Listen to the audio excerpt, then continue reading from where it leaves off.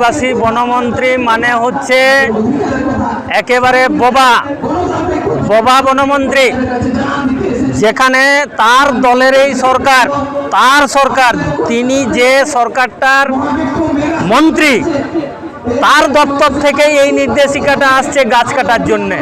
এবং সবথেকে লজ্জাকর বিষয় হচ্ছে তিনি একজন আদিবাসী। ফলে এখানে আদিবাসী আর বন জঙ্গল এই দুটার সাথে মনে হয় কোথাও একটা বিরাট ফারাক, যে অন্তত একজন আদিবাসী বনমন্ত্রীর পক্ষে এই যে গাছ কাটার নিদানটা এটা মেনে নেওয়া যায় না। তিনি আদতে একজন মন্ত্রী, একটা দলের মন্ত্রী, আদিবাসীর মন্ত্রী নয়। এবং বন জঙ্গল রক্ষা করার তিনি মন্ত্রী নন, তিনি বন জঙ্গল ধ্বংস করা, আদিবাসী উচ্ছেদ করা, আদিবাসীদের অত্যাচার করার সপক্ষের একজন মন্ত্রী তিনি। না হলে এইটা হয় কি করে? তার সরকারের কাছে কেন তিনি বার্তা দেননি? কেন তিনি একজন মন্ত্রী হিসাবে তার কেন বক্তব্য থাকবে না যে না, ওখানে তামাম আদিবাসীদের প্রচুর সমস্যা হবে, যেখানে গাছ কাটলে আমাদের বাস্তুতন্ত্রের ক্ষতি হবে, আমাদের অক্সিজেনের ক্ষতি হবে, প্রাকৃতিক ভারসাম্য নষ্ট হবে, প্রাকৃতিক জীবজন্তুর বাঁচার অসুবিধা হবে। ও বলতে পারছে না? আমাদের আদিবাসী মন্ত্রী বীরবাহা বলতে পারছে না? বলাটা উচিত, তবেই অন্তত আদিবাসীরা এটা মনে করবে যে একজন প্রকৃত আদিবাসীকে আদিবাসী বনমন্ত্রী করা হয়েছে।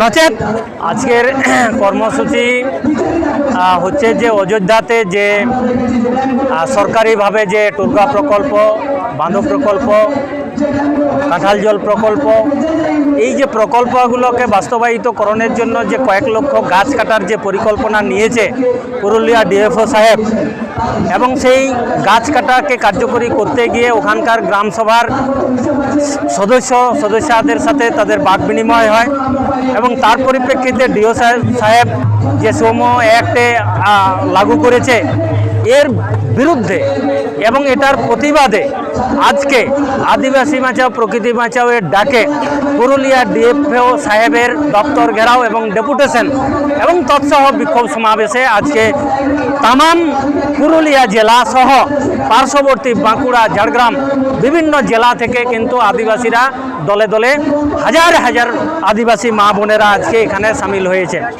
কেন কিনা সরকার যেখানে গাছ লাগার নিদান দেয়, সরকার যেখানে প্রচার করে থাকে যে গাছ লাগান প্রাণ বাঁচান, জল ধরো জল ভরো প্রকল্পের মতো যে প্রকল্প, সেগুলো বিভিন্ন লক্ষ লক্ষ টাকা খরচ করে প্রচার করে, অথচ সেই সরকারের একটা দপ্তর যেখানে লক্ষ লক্ষ গাছ কাটার নিদান দেয় কি করে, সরকারি নির্দেশিকা দেয় কি করে, আমরা সেটার বিরুদ্ধে। অতএব আমরা এটা বুঝতে পারছি যে পশ্চিমবঙ্গ সরকার সহ পশ্চিমবঙ্গের এই যে বন দপ্তর, ডিএফও সাহেব, এরা প্রকৃতপক্ষে এই প্রকৃতি বিরোধী, আদিবাসী বিরোধী এবং এই ধরনের প্রকল্পগুলোকে বাস্তবায়িত করার জন্য আইনের মাধ্যমে আদিবাসীদেরকে দমন করার চেষ্টা করছে। ফলে এই যে ন্যায্য দাবিটা, সেই ন্যায্য দাবিটার সপক্ষে আজকে আদিবাসীরা রাস্তায় নামতে বাধ্য হয়েছে। এবং আমাদের যে গ্রামসভার যে সমস্ত আদিবাসীদের নামে কেস হয়েছে, ইমিডিয়েট সেই কেসটাকে যদি না তোলা হয়, কেসটাকে যদি প্রত্যাহার যদি না করা হয়, আগামী দিনে কিন্তু আদিবাসীরা আরও ভয়ঙ্কর আন্দোলন করবে।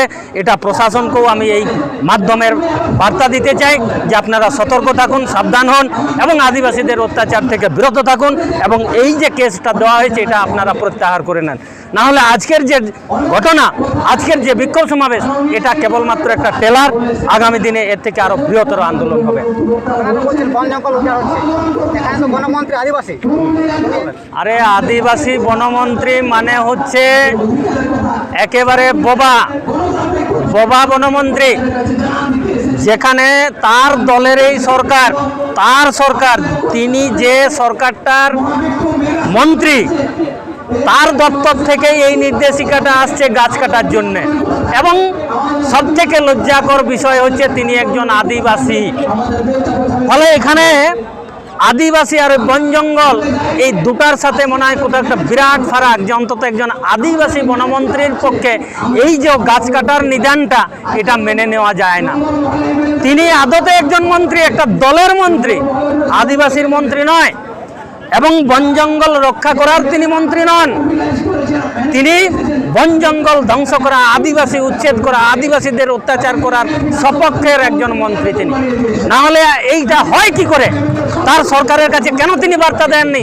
কেন তিনি একজন মন্ত্রী হিসাবে তার কেন বক্তব্য থাকবে না যে না ওখানে তামাম আদিবাসীদের প্রচুর সমস্যা হবে, যেখানে গাছ কাটলে আমাদের বাস্তুতন্ত্রের ক্ষতি হবে, আমাদের অক্সিজেনের ক্ষতি হবে, প্রাকৃতিক ভারসাম্য নষ্ট হবে, প্রাকৃতিক জীবজন্তুর বাঁচার অসুবিধা হবে। ও বলতে পারছে না? আমাদের আদিবাসী মন্ত্রী বীরবাহা বলতে পারছে না? বলাটা উচিত। তবেই অন্তত আদিবাসীরা এটা মনে করবে যে একজন প্রকৃত আদিবাসীকে আদিবাসী বনমন্ত্রী করা হয়েছে, নচেত একটা দলের মন্ত্রী হিসাবেই তিনি থেকে যাবেন। আর এভাবেই কিন্তু আদিবাসীরা তার বিরুদ্ধে বক্তব্য রাখবে। আমিও তাই তার বিরুদ্ধেই বক্তব্য রাখছি।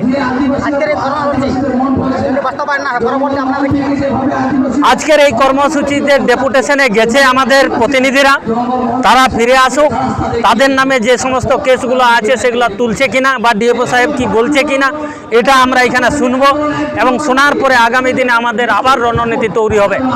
আবার আমরা দৃঢ় পদক্ষেপ নিয়ে আরও এর থেকে বৃহত্তর আন্দোলন গড়ে তুলব, এবং এই আন্দোলনটা সারা রাজ্যে আদিবাসী অধ্যুষিত জেলাগুলোতে তামাম আদিবাসীরা কিন্তু লড়াইয়ের পথে নামবেই, কারণ এই দীর্ঘ অন্যায়টা আদিবাসীরা মেনে নেবে না।